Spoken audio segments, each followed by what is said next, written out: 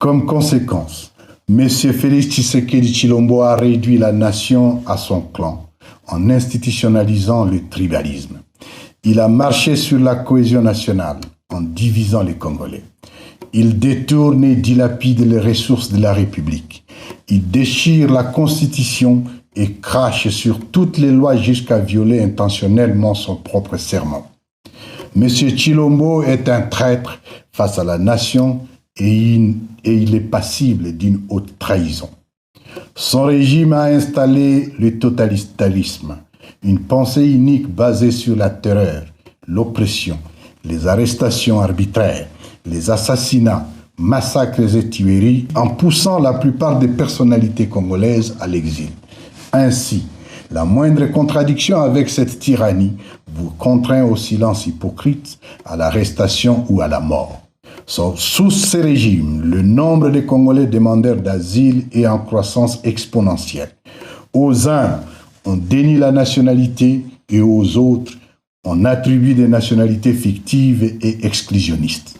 M. Tshilombo a instauré un système de la rue basé sur les injures, le mensonge, le parjure, les discours de haine, le populisme, les fausses promesses et autres frivolités. Son régime est caractérisé par des détournements et l'enrichissement sans cause. Des milliards de francs congolais sont volés à longueur de journée à travers des surfacturations et des projets fantaisistes dont les décaissements ne respectent aucune procédure légale. Les secteurs juteux de l'économie nationale sont accaparés par Tshilombo et son clan. Certaines provinces bien identifiées sont devenues des vaches à lait de la famille régnante. L'instauration de l'état de siège et la prorogation continue depuis 3 ans participent de cette logique de prédation. Dans les domaines de la sécurité et de la défense, cette bande d'incompétents corrompus a désacralisé toutes les fonctions régaliennes de l'État. L'armée, la police nationale et l'administration publique sont clochardisées et la justice aux ordres. Rattrapé par ses infirmités dans la conduite des affaires de l'État, le régime a bradé la souveraineté nationale en intégrant des forces négatives dans les systèmes de défense et de sécurité de la République. Des Congolais sans qualité, des coupeurs de route et des idéologues des génocides se voient attribuer des armes à feu dans le but de s'aimer la terreur et massacrer les populations civiles. Plus grave, le régime de Kinshasa a recyclé, entraîné, équipé et financé les FDLR, tout en collaborant criminellement avec les ADF Nalou dans le but de déstabiliser la sous-région. Il s'emploie aussi à distribuer des armes blanches et à feu aux milices de son parti UDPS, notamment les forces du progrès et la base Bilanga de Kasumbalesa. Très chers compatriotes, la nation est fissurée, les communautés linguistiques émiettées, les tribus dressées les unes contre les autres, la presse muselée et l'opposition politique persécutée. Tshilombo constitue une menace pour la paix et la stabilité, aussi bien pour la République démocratique du Congo que pour la sous-région des Grands Lacs. Un petit noyau de privilégiés composé de jouisseurs s'approprie toutes les richesses du pays. La population, quant à elle, croupit dans une misère indescriptible. Pauvreté endémique, famine généralisée, insalubrité chronique et des embouteillages monstrueux, plus particulièrement à Kinshasa. Le pays n'est pas gouverné. Très chers compatriotes, face à cette situation alarmante, une menace réelle contre la nation et l'État, nous avions le choix entre rester indifférents, c'est-à-dire complaisants, ou agir. Nous avons opté pour l'action. Nous basons sur l'article 64 alinéa 1er de la Constitution de la République démocratique du Congo. Nous avons décidé de prendre notre destin en main en œuvrant ensemble pour la mise en place d'une dynamique structurée en vue de la refondation de l'État et la résolution des causes profondes du conflit récurrent pour le retour d'une paix durable. Avec nos camarades du mouvement du 23 mars, M23, des mouvements politico-militaires, des plateformes de la société civile et de la diaspora, nous avons pris l'option de mutualiser nos efforts dans une dynamique salvatrice dénommée Alliance Fleuve Congo AFC, dont nous commémorons la première année de lutte révolutionnaire en ces jours. Nous saisissons cette occasion pour saluer et remercier pour leur sacrifice toutes les militantes, tous les militants, les vaillants et disciplinés combattants de l'armée révolutionnaire congolaise ARC.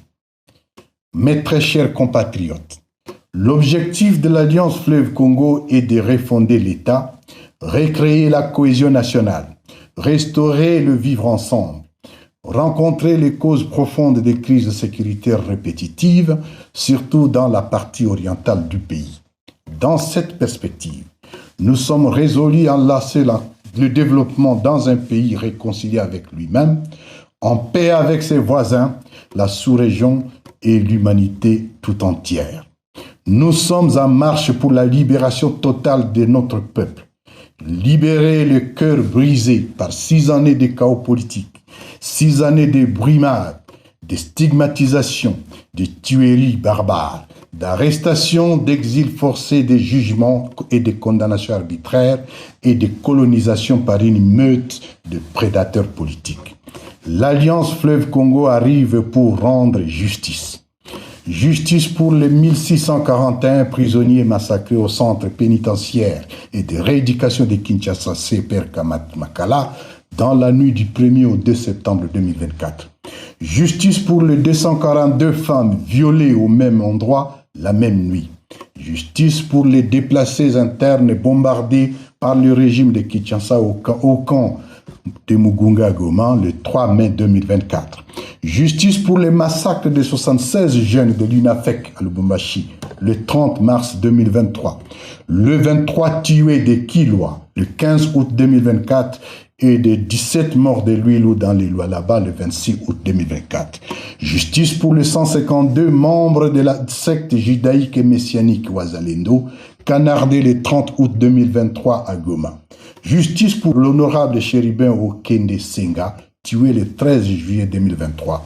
Justice pour les généraux Delphin Kayimbi et Timothée Monkontou, ainsi que le juge Raphaël Yanni. Justice enfin pour toutes les victimes de l'oppression et de la terreur du régime de M. Tshilombo par assassinat, cannibalisme, mutilation, viol, extorsion, haine ethnique, exil forcé et intimidation.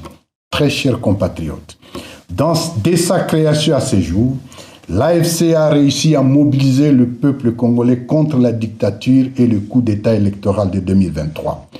Dans sa marche, les espaces libérés sont sécurisés et administrés. C'est ici où vivent en harmonie des communautés multiples à l'abri de toutes sortes de tracasseries. Ceci a permis notamment en temps record le retour des déplacés internes qui servaient jadis de bouclier humain à la coalition gouvernementale à Goma particulièrement. À vous tous nos frères et sœurs déplacés encore retenus dans le cas des Kanyaruchinya, Mugunga et Lac-Vert et ailleurs, revenez à la maison. Car dans sa logique mensongère de stigmatisation, M. Tshilombo vous considère irresponsablement comme des étrangers, tout simplement parce que la majorité d'entre vous, dans nos territoires de Nyiragongo, Massissi et Rutshuru, partagent une même langue maternelle, le Kinyarwanda. Très chers compatriotes, aujourd'hui, en traversant les principales artères routières de Rutshuru qui recoupent le parc national de Virunga, on ne peut s'empêcher d'admirer les familles entières d'hippopotames, d'antilopes, de singes, de rhinocéros et autres espèces qui jouissent tranquillement de la flore émergente. Comme par le passé, des bêtes sauvages bloquent parfois le passage des véhicules pour vous forcer à constater et admirer leur beauté. Il y a plus d'une décennie que ces spectacles s'est fait rare à la suite de l'invasion du parc par les FDLR et les FRDC, transformés en braconniers faute de prise en charge par le régime en place. Les espaces rendus désertiques par les FDLR, suite à la coupe de bois servant à la fabrication de la braise, se reconstituent progressivement. On peut désormais y observer le retour de l'écosystème et une verdure agréable des espaces qui redore la beauté de notre patrimoine mondial. Pour ce, Nous continuons à sensibiliser notre population à respecter les limites du parc. À cet effet, nous y avons interdit toute activité de coupe de bois et de ramassage de bois morts. Nous sensibilisons nos populations et travaillons sur des solutions alternatives pour le bien de nous tous. C'est ce havre de paix que nous voulons reproduire sur l'ensemble du territoire national. Très chers compatriotes, permettez-nous de saluer l'héroïsme des milliers de jeunes venant de toutes les provinces qui s'engagent dans la formation militaire pour servir dans l'armée révolutionnaire congolaise ARC, noyau de base pour la constitution de nos prochaines forces de défense et de sécurité. Au plan politique, des milliers de cadres, dont un grand nombre de femmes, ont été formés et outillés. Ils sont prêts à montrer l'exemple du changement à tous les niveaux. Des milliers de citoyens sont mobilisés dans toutes les 26 provinces de la République et les adhésions sont de plus en plus débordantes. Nous sommes conscients que les attentes sont énormes dans la partie encore sous dictature. Pendant ces temps, tous nos outils de gestion ont été affinés et nos structures se consolident de fil en aiguille. Nous pouvons vous assurer que dès l'entame de cette deuxième année, la révolution sera beaucoup plus rapide, éclair, fulgurante et salutaire. Dans les prochaines semaines, nous vous présenterons solennellement notre offre politique pour la nouvelle République démocratique du Congo. La fin du régime de M. Tshilombo s'accélère inexorablement. Très chers compatriotes, comme vous pouvez le constater, la première année de la révolution a été fructueuse et bénéfique à notre peuple. Nous avons permis à nos élites de se réveiller et avons réussi à bâtir un modèle de gouvernance stable, équilibré et sécurisé dans nos espaces. L'armée révolutionnaire congolaise marque exemplairement le territoire et maintient l'ordre et la discipline dans une parfaite complicité avec la population.